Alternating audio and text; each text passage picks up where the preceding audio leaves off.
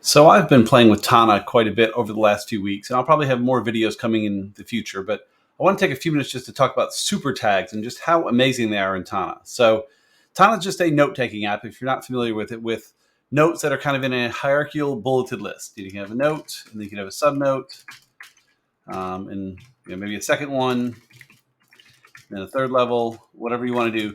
And every bullet is basically a note. So if I were to click on a subnote, that becomes like the main note now, and I can see things under it, and it's really pretty slick. It's kind of cool. Where Tana gets really powerful though is with its super tags. So every note-taking app has tags. Let me get back up here, but super tags take it to a whole different level. So let's say I add a person. We'll call him John Smith. Now that's a note by itself, and I can click on it and go in and add notes about John Smith, and that's fine.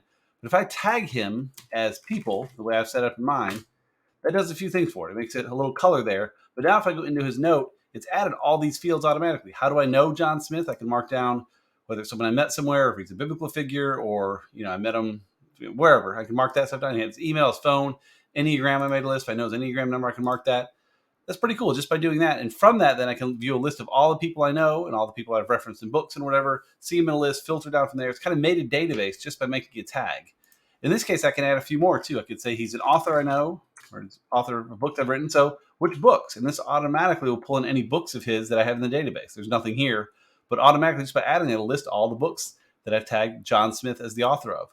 Or I could say I want to reach out to him often. He's a close friend, or I guess a medium link friend that I want to make sure I don't lose touch with. And so I can add a reach out date. And in here, this just looks for a date field. I can pick the date field, and then it'll pop up in my daily notes for that day to remind me to reach out to John Smith. The other one I've added for people is Alt MBA. I met a lot of folks in the Alt MBA. So if this happens to be someone I knew from the Alt MBA, it has a field for the cohort. So what cohort were they in the Alt MBA? And this is just a list of the cohorts that were there in the Alt MBA. It's really powerful to have that. But it's, of course, not just people. If I added a book in here, I could add a book, whatever book. And again, same thing. If I tag it as a book, it's no longer just a simple bullet. It now has all these fields in it. The reading status, have I read it or not? Or am I currently reading? Is it in Blinkist? Yes or no? What's the Audible length I can type in? What date did I finish it? Who's the author? Which again, I could tie this back to like John Smith here. All kinds of Johns in here. And doing that is kind of cool. I'll show you that in a minute. The tagline, why I read it, and then down here would be all my notes from the book I could plug in. If we go back in here now, of course, I go back into John Smith and see their books. John Smith now has whatever book listed because I listed him as the author. So it starts tying things back together in a database just by adding tags, which is crazy to me because every other notes app, tags are a good way to sort things, and they still are here. You can sort things and go further. I certainly have plenty of tags I use that are simply for tags to group things together.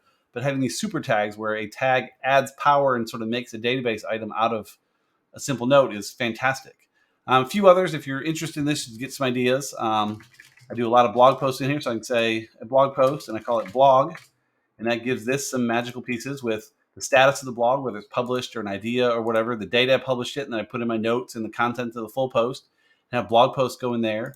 If I work out, like I'll often put this in my daily log, and I might say like at 7:10 I did a workout. If I do a workout tag, suddenly that says, oh, what did I work out? Did I do Supernatural this morning? Yes or no? Did I do some push-ups, pull-ups? I do kind of different chunks of these on different days.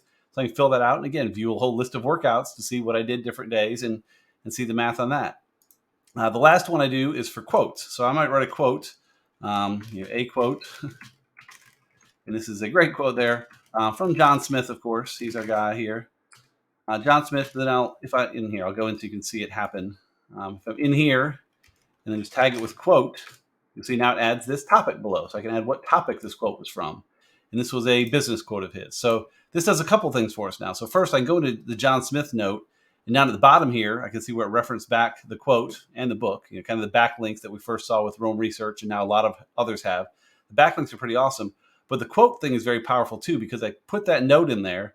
Again, if we jump back into this note, I called it a business quote. So I'm going to my list of all the quotes I have, and there's a ton in here. And actually, I'll clear the filters. I had some filters before. So I have a couple hundred quotes, all pulling from different notes, from books, from articles, from wherever I might have put them. This just kind of pulls them all into one place based on that quote tag. But I can say, I just want to see the ones that are about business.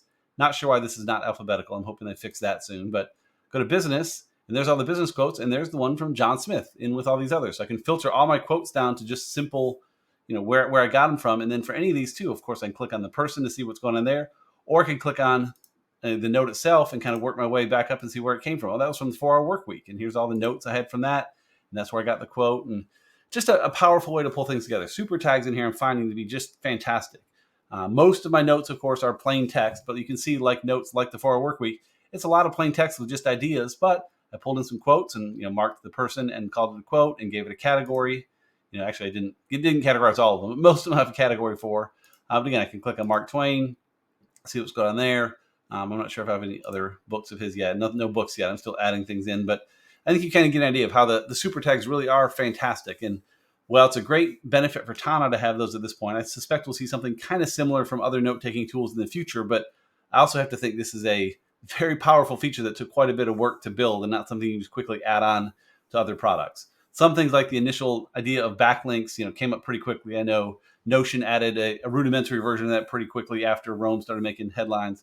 But we'll see what happens with this in the future. But in the meantime, if you have a chance to play with Tana, I encourage you to play with her super tags and see what happens.